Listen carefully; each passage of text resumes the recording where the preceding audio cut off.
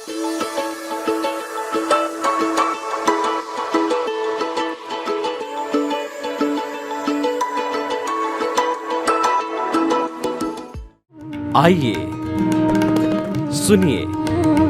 देखिए, समझिए सनातन सत्य।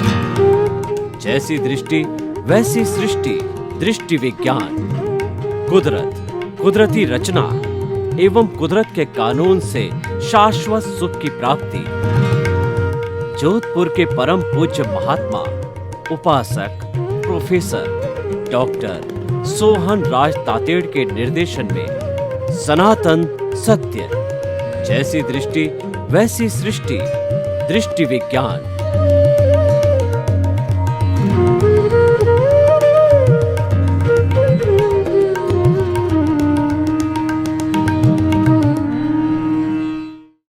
भाई और बहनों, मातृशक्ति को नमन। स्टूडियो में आपका हार्दिक स्वागत है, अभिनंदन है, सत्कार है।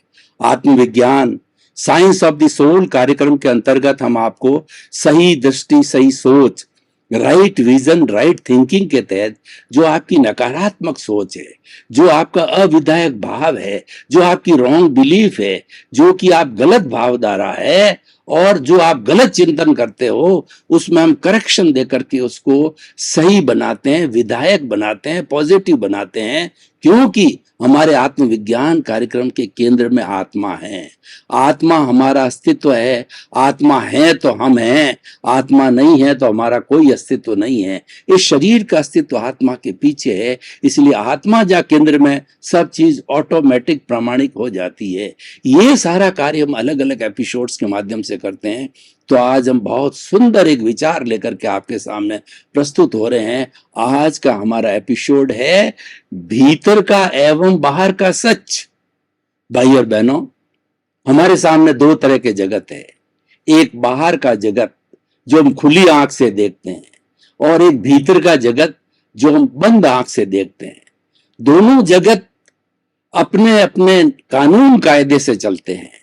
भीतर के जगत के कानून अलग है, बाहर के जगत के कानून अलग है, और उनका सच भी अलग है। दोनों का अपना अपना सच है, लेकिन दोनों का सच अलग अलग है। जो बाहर का सच है वह जड़ से जुड़ा हुआ है, वो मनोरंजन से जुड़ा हुआ है, वो इंद्रिय जगत से जुड़ा हुआ है, इंद्रियों के सुख से जुड़ा हुआ है, मैं और मेरा से जुड़ा हुआ है, राग और द्वेष से जुड़ा हुआ है, कषाय से जुड़ा हुआ है, और कार्बन शरीर से जुड़ा हुआ है। और जो भीतर का जगत है वो प्रभु का जगत है, वह चेतना का जगत है, और वह चेतन तत्व होने के कारण स्थायी है। और बाहर का जगत है जड़ होने के कारण अस्थायी है। जड़ पदार्थ टेम्परेरी है। टेम्परेरी क्यों है? कि उसके वर्ण होता है, गंध होता है, रस होता है, स्पर्श होता है, वो गलन मिलन धर्मा होता है।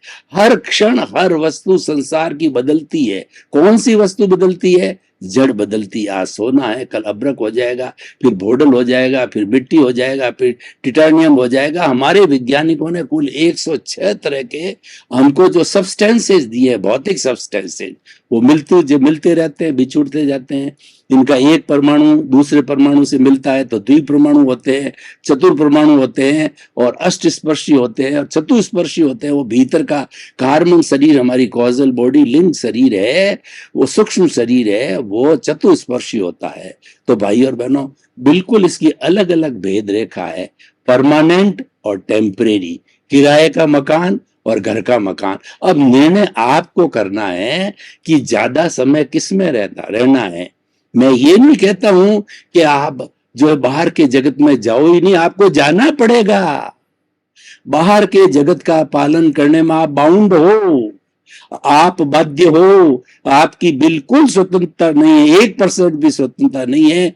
जो पीछे से आप भाव कर्म करके आए हो, और इस जन्म में जो आपको द्रव्य कर्म मिले हैं, वो आपको एज इट इज भुगतना ही पड़ेगा।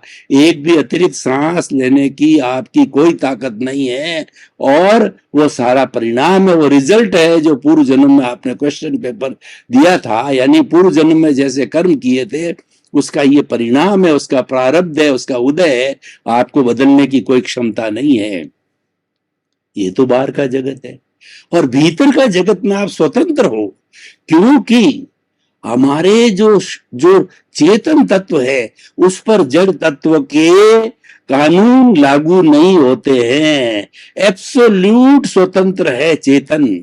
स्वतंत्र होने के कारण ही तो व्यक्ति चलते चलते दिशा बदल देता है, चलते चलते अपना विचार बदल देता है, चलते चलते जो है वो सुख दुख की अनुभूति कर लेता है। एवरी टाइम बदलता रहता है। कैसे बदलता रहता है?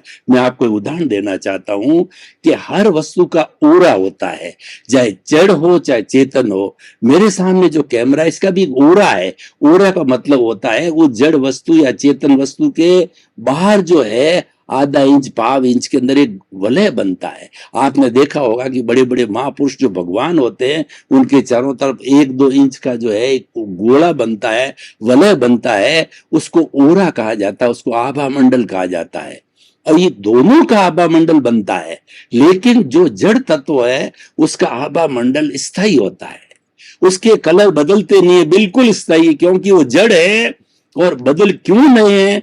कि उसके अंदर कोई भी तरह की जो है सहानुभूति, कोई तरह की संवेदना, कोई सुख दुख की अनुभूति, कुछ भी, no consciousness is there in the matter, in the pudgala और इन द फिजिकल सब्सटेंसेज। इसीलिए वह ओरा नहीं बदलता है। और जो चेतन तत्व होता है हर क्षण वो चिंतन करता रहा, वो चिंतन बदलता रहता है। बदलते दोनों हैं, वो जड़ तत्व भी बदलता है, मतलब वो तो गलन मिलन धर्मा है। और चेतन तत्व अपनी सोच को बदलता है, अपने विचारों को बदलता है, और मूल रूप से जो गंगोत्री अपने भावों को बदलता है। इसीलिए ओरा हर क्षण बदलता रहता है उसका। इसीलिए कहा जाता है चाहे जड़ और चेतन हो, दोनों ही संसार में निवास करते हैं। संसार की परिभाषा दी है, जो संचरण करता है, हर क्षण हर वस्तु बदलती है, चाहे वो चेतन है या जड़ है। और जड़ के अंदर तो टूट फूट होती है और चेतन के अंदर भाव बदलते हैं। तो भाई और बहनों, हम बात कर रहे थे भीतर के सुख की और बाहर के सुख की, अब सच की बात कर रहे थे। अब हम एक बार बाहर का सच लेते हैं। बाहर का सच क्या है? इंद्रियों का जगत है। स्पर्शन रसन घ्राण चक्षु श्रोत्राणी इंद्रियाणी, ये 5 इंद्रियां हैं जो बाहर के वातावरण से, इस ब्रह्मांड से, इस कॉस्मोस से, इस समाज से, इस पर्यावरण से जुड़ी हुई है। और उसके कुल 23 विषय होते हैं, स्पर्श के, रस के और घ्राण के, चक्षु के और अपने श्रोत के, इनके होते हैं। और ये जो है ये विषय बाहर से लेती है और भीतर को देती है। तो और बाहर के अंदर वो एंजॉय करती है, इंद्रिय सुख को एंजॉय करती है। कैसे एंजॉय करती है? मैं और मेरा को एंजॉय करती है। मेरा घर, मेरा परिवार, मेरा धन, मेरा दौलत, मैं किसी का बेटा, मैं किसी का पति, मैं किसी की पत्नी, और जो है मैं बड़ा विद्वान, मैं नेता, मैं भारत का प्रधानमंत्री, मैं भारत का राष्ट्रपति। इस तरीके से जो है वो बाहर के जगत को एंजॉय करता है, पर वो टेम्परेरी जगत है। क्यों? कि हर संजोग के साथ में वियोग जुड़ा हुआ है। बाहर के जगत के अंदर चाहे भीतर का जगत हो, ये फॉर्मूला दोनों पे लागू होता है कि हर संजोग के साथ वियोग जुड़ा हुआ रहता है। लेकिन जो मूल चेतन तत्व है, जो भीतर हमारे जो मूल चेतन तत्व है, वो मूल की बात में प्रेशर देके क्यों कह रहा हूं कि वह अभी कार्बन शरीर के कारण वो मूल अवस्था में नहीं है, वो बद्ध अवस्था में है। लेकिन उसका जो लक्षण है, उसके जो गुण है, वो मूल अवस्था के ही हैं। मूल अवस्था का मतलब क्या है? वह जो है अजन्मा है, और वो सूक्ष्म है, और वो अमूर्त है। उसके कोई शरीर नहीं है, वो मात्र जानने वाला, देखने वाला है। वो अनंत ज्ञान वाला है, वो अनंत दर्शन वाला है, अनंत शक्ति वाला है, अनंत सुख का धाम। बिना शरीर होते हुए, अक्रिया होते हुए वह चेतन सबसे ज्यादा पावरफुल है। इसीलिए उसकी हाजिरी है, उसकी उपस्थिति है। तो ये शरीर जो है मिश्र चेतन रहता है। मनुष्य का ही नहीं, प्राणी मात्र में अगर चेतन तत्व चला जाता है तो वो प्राणी मर जाता है। और मरने के बाद चाहे पेड़ हो, पौधा हो, गाय हो, भैंस हो, ऊंट हो, बैल हो, मनुष्य हो, कोई भी प्राणी होता है वह जड़ हो जाता है, वो जलाने योग्य हो जाता है। पेड़ जो है जिंदा रहता है तो वो पत्तों को सींचन देता है और जड़ से सींचन लेता है, उसके ऊपर फल लगते हैं मीठे मीठे और लोग खाते हैं। और जब उसको काट दिया जाता है, जब वो मर जाता है, तो वो लकड़ी जलाने के काम आती है, क्योंकि वो निर्जीव हो गया। तो हमें जो आज का विषय क्या बताता है, सजीव और निर्जीव, इसके सच को बताता है। और यही वास्तव के अंदर सार्वभौम सत्य है, अल्टीमेट ट्रुथ है, सनातन सत्य है। इसको हम जान लेते हैं तो हमारे जीवन में कोई दुविधा नहीं है, और दोनों साथ साथ रहते हैं। बड़ी मजे की बात है, दोनों पड़ोसी है। ये हमारा शरीर मिश्र चेतन है, इसमें जड़ भी रहता और चेतन भी रहता, और वो रहेंगे। कोई कहता है कि नहीं, मुझे चेतन कहता है जड़ की आवश्यकता नहीं, जड़ कहता मुझे चेतन की आवश्यकता नहीं है, वो संभव नहीं है। क्योंकि इनका आपस के अंदर जो है वो मेल है। जब ये एक दूसरे को छोड़ देंगे, ये फेविकॉल से बंधे हुए हैं कार्बन शरीर और आत्मा, जब ये एक दूसरे को छोड़ देंगे, यानी शुद्ध अवस्था में आकर के ज्ञान, ये एक वेल्डिंग है, इसको काटने वाला ज्ञान है। कोई ज्ञानी पुरुष जीवन में मिल जाए और आपको आत्मा का ज्ञान दे देवे, और वह जड़ और चेतन का भेद बता देवे, और इस कार्बन शरीर का जो आपका सबसे अनंतानुबंध है, अनंतानुबंध कषाय है, उसको तोड़ देवे तो बहुत साधारण से कर्मों का बंधन होता है। मूल अनंतानुबंध है, बंध है, वह मोह है, हमको इस संसार में भटकाता है। तो ज्ञानी पुरुष उसको तोड़ देता, वो जहर है। ज्ञानी पुरुष क्या होता है, कालबेलिया की तरह होता है। कालबेलिया क्या करता है कि जो फणधारी नाग होता है और उसको टेक्निक ध्यान है, तो उसका जो जो जो उसके विष की थैली है उसकी सर्जरी करता है, उसको निकाल देता और फेंक देता है। फिर वो एक साधारण नाग बन जाता है, उसका जहर काम नहीं करता। फिर उसको वो हाथ में डसाता है कालबेलिया, और लोगों से पैसे कमाता है, नृत्य करता है, शौक दिखाता है और पैसे कमाता, क्योंकि उसका विष चला गया। तो हमारे जो ज्ञानी पुरुष होता है, विष की थैली, अनंतानुबंध की थैली को फेंक देते हैं, और पीछे जो हमारे कर्म रहते हैं, जन्म जन्मांतर के बर्फ की सीला की तरह जमे हुए होते हैं, जन्म जन्मांतर के हैं, वो एक ही जन्म में समाप्त नहीं होते हैं। वो बर्फ की सीला की तरह डिस्चार्ज होता रहता कुछ जन्मों के अंदर, और कुछ जन्मों के बाद में हम मुक्ति को प्राप्त हो सकते हैं। तो मैं क्या बात बता रहा हूं कि भीतर का जगत मुक्ति से जुड़ा हुआ है, और बाहर का जो जगत है वह बंधन से जुड़ा हुआ है। अब निर्णय आपको करना है कि बंधन में रहना या मुक्ति में रहना। ये मनुष्य ही निर्णय कर फंसाता है, क्योंकि मनुष्य एक ऐसा प्राणी है जो विवेक है, धम्ममाई है। विवेक ही धर्म है। इस पॉलिसी को, इस फॉर्मूले को पहचानने वाला, क्रियान्वित करने वाला केवल मनुष्य है। दूसरे किसी प्राणी के अंदर इतना भेद विज्ञान, इतना विवेक नहीं होता है, क्योंकि उसके पास में सारा जो है अंतःकरण डेवलप नहीं होता है। मन बुद्धि चित्त अहंकार, ये अंतःकरण के भाग है, वो डेवलप्ड नहीं होता है, वो मनुष्य के डेवलप्ड होता है। मनुष्य अगर कुबुद्धि का उपयोग करता है, और जो उसका अहंकार होता है, अगर वो अहंकार लाइव हो जाता है, तो लाइव अहंकार या दूषित अहंकार कहिए या नेगेटिव अहंकार कहिए, वह इस जीवन को बर्बाद भी कर सकता है। जैसे पंचेंद्रिय वध करना, बड़ी बड़ी हिंसा करना, आतंकवादी बनाना, घरों को जला देना, वनों को जला देना, ऐसे ऐसे कुकृत्य करके, और वो 7वीं नारकी में भी जा सकता है। जबकि दूसरा कोई भी प्राणी अंतिम जो है, जो भोगने वाली है, वो जो है दुख भोगने वाली, उसमें कोई दूसरा प्राणी नहीं जा सकता। इसीलिए कहा गया है, जे कम्मे सूरा ते धम्मे सूरा। जो धर्म में शूरवीर होते हैं वही कर्मवीर, वही कर्म में शूरवीर होते हैं। क्योंकि हमारी जो शक्ति है, हमारी जो प्राण ऊर्जा विटालिटी, वो तो एक ही है। उसका उपयोग किस साइड में करते हो आप? पॉजिटिव में करते हो या नेगेटिव में करते हो?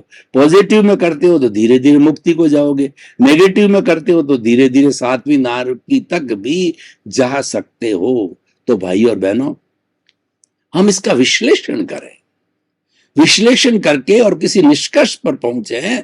जब हमको मालूम है कि दोनों साथ रहते हैं, एक टेम्परेरी है, एक परमानेंट है, दोनों के बिना काम नहीं चल सकता, दोनों एक दूसरे के कंप्लीमेंट्री है, पूरक है, एक सिक्के के दो पहलू है। तो अलग करने की बात तो तब आती है कि जब हम कोई साधना में चले जाते हैं, हम ज्ञाता दृष्टा की साधना में चले जाएंगे, वो हमारा लक्ष्य बन जाता है।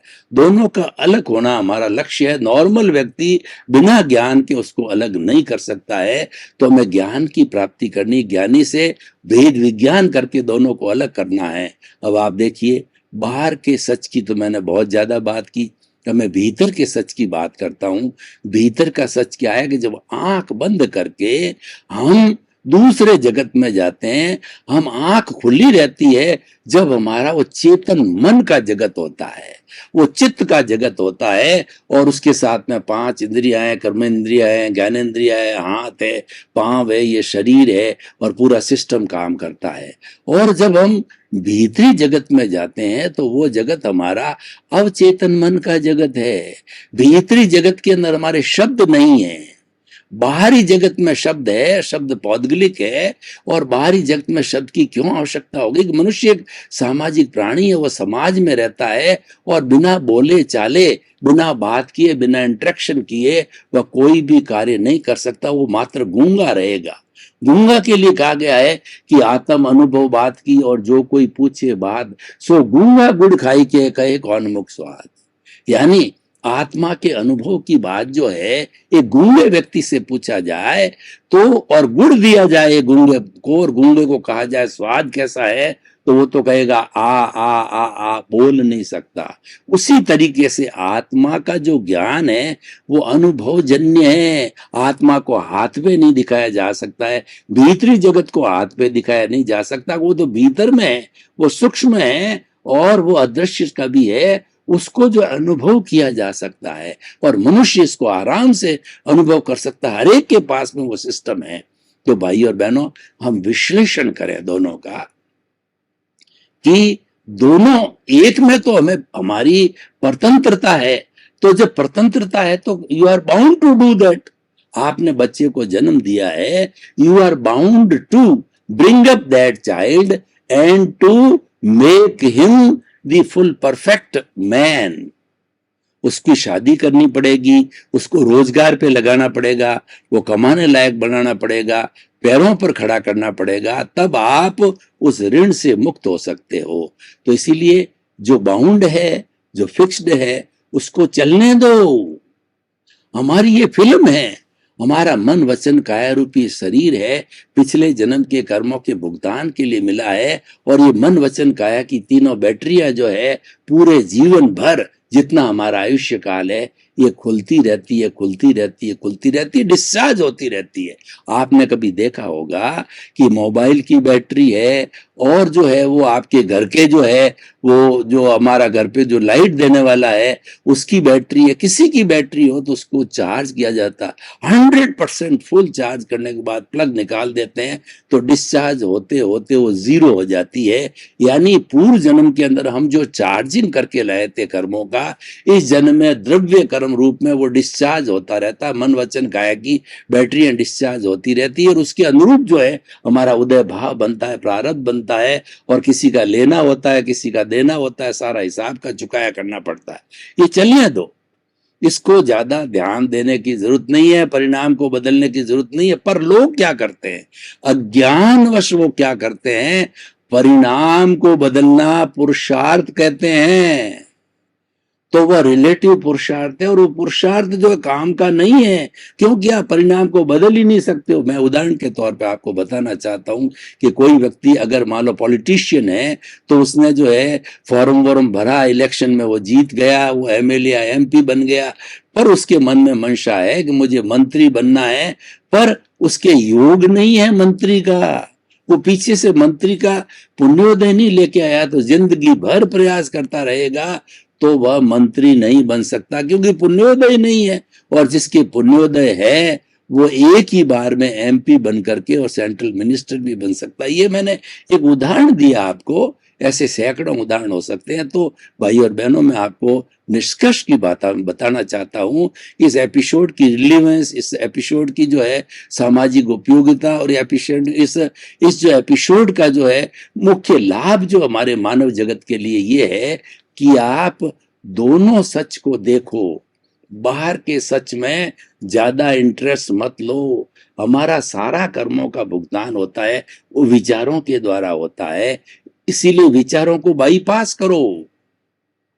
हम क्या करते हैं, विचारों के साथ जुड़ जाते हैं और जुड़ के कहते हैं कि हमने पुरुषार्थ किया, विचारों को बदलने का पुरुषार्थ किया। जो गलत हमारे साथ में हो रहा है और हमको उपलब्धि नहीं मिल रही है, हम वो लाना चाहते हैं, वो संभव नहीं है। इसीलिए आप तो रियल पुरुषार्थ करो। मैं पुरुषार्थ नहीं, आपको अकर्मण्य नहीं बनाना चाहता हूं कि ये जो नियत है इसके अंदर टाइम वेस्ट करने से लोग वेस्ट करते हैं, पूरा जीवन भर इसी के अंदर वेस्ट कर देते हैं। मैं और मेरा, मैं, मेरा घर, मेरा परिवार, मेरे बाल बच्चे, धन दौलत, ऐश्वर्य, और मैं इतना बड़ा अहंकार करते रहते हैं और जीवन में जैसे आए बैरंग चले जाते हैं। आप इस सब चीजों को छोड़िए। आप तो क्या है कि रियल पुरुषार्थ करो। रियल पुरुषार्थ क्या है कि मैं कौन हूं, मेरा अस्तित्व क्या है, उस अस्तित्व की जानकारी को अल्टीमेट रियलिटी क्या है, सनातन सत्य क्या है। सनातन सत्य है कुदरत, कुदरती रचना और कुदरत का कानून। कानून क्या है कि कर्ता व्यवस्थित शक्ति है। ये सम्यक ज्ञान है कि सारी दुनिया जो संचालित होती है वो साइंटिफिक सर्कमस्टेंशियल एविडेंस से चालू होती है। आप उसमें क्यों टांग अड़ाते हो? आप कर्ता बन ही नहीं सकते हो, आप कर्ता बन जाते हो। ये आपका ज्ञान है और यही कर्म बंधन का कारण है, यही आपको भव भवांतर में घुमाने वाला कारण है और ये अज्ञानता ही दुख का कारण है।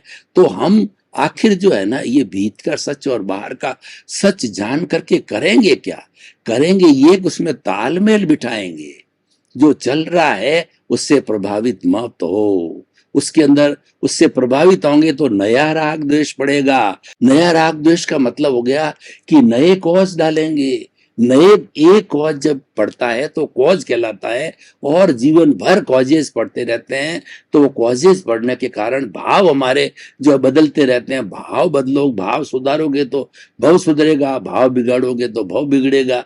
तो वो कॉजेस पढ़ते रहते हैं तो कॉजल बॉडी तैयार हो जाती है और कॉजल बॉडी हमको दूसरे जन्म के अंदर ले जाती है और हम उसके अंदर नहीं जुड़ते हैं और हम ज्ञाता दृष्टा भाव में रहते हैं, जागृति में रहते हैं, रियल पुरुषार्थ में रहते हैं, शुद्ध भावों में रहते हैं।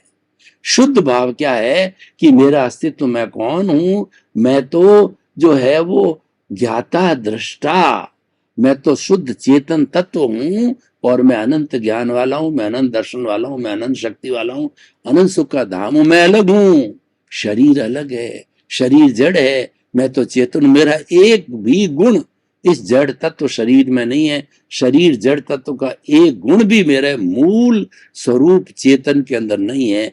दोनों अलग अलग होते हुए भी साथ साथ रहते हैं, क्यों? दोनों का हिसाब है, ये चलता रहेगा। तो हिसाब को होने दो, हिसाब जो चल रहा है चुकता होने दो, डेबिट होने दो, क्रेडिट होने दो। आप उसके अंदर समय मत लगाओ, आप तो रियल पुरुषार्थ करो। भाई और बहनों, आपका बहुत बहुत धन्यवाद। आप हमारा आत्मविज्ञान कार्यक्रम लंबे समय से देख रहे हो और लंबे समय से हम आपको आत्मविज्ञान कार्यक्रम नए नए एपिसोड्स के माध्यम से दिखाते हैं। तो आपकी कोई जिज्ञासा हो तो हमारे पर्दे के पीछे लिखा हुआ ईमेल, मोबाइल ऐप और वेबसाइट के माध्यम से, फोन के माध्यम से आप हमको भेज सकते हैं। आपकी समस्या का, हर तरह की समस्या, चाहे भौतिक हो चाहे आध्यात्मिक हो, हर तरह की समस्या का आपको आध्यात्मिक समाधान मिलेगा और हम आपको बदलना चाहते हैं। हमारा उद्देश्य है सर्वे भवन्तु सुखिनः सर्वे भवन्तु निरामया। इसी क्रम में आपका जीवन आनंदमय हो, मंगलमय हो। आपके प्रति बहुत बहुत शुभ।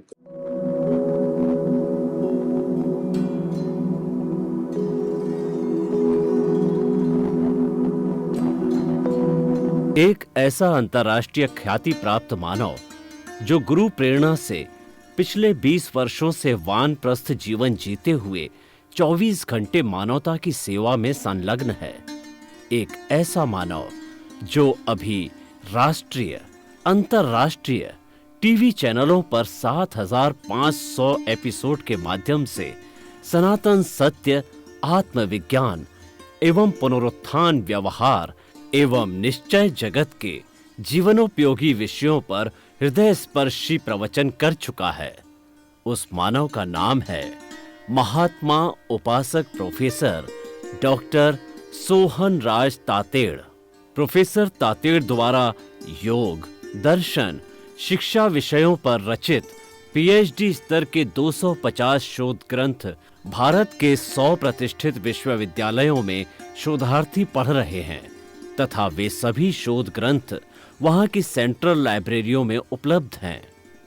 महात्मा सोहन राज ने अभी तक हजारों स्कूलों, कॉलेजों, विश्वविद्यालयों एवं संस्थाओं में सेमिनार, वर्कशॉप, कैंप लगाकर लाखों विद्यार्थियों को योग, दर्शन, शिक्षा का प्रशिक्षण देकर उन्हें सुसंस्कारित किया।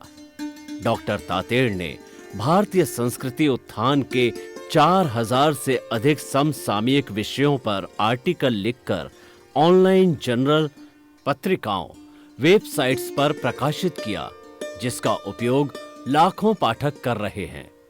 उपासक तातेड़ के 5000 से अधिक आज का सुविचार, आज का शुभ संदेश, आज का मंगल भावना योग आदि चिंतन websites, Twitter, blogger, Facebook, YouTube माध्यमों से लाखों लोग अपना जीवन निर्माण कर रहे हैं। मानवता के मसीहा ऐसे महामानव महात्मा सोहन राज तातेड़ के प्रोफाइल को अभी तक विश्व के 20 लाख दर्शक यूट्यूब पर, 12 लाख गूगल पर एवं लाखों दर्शक फेसबुक, ब्लॉगर, ट्विटर और इंस्टाग्राम पर देख चुके हैं।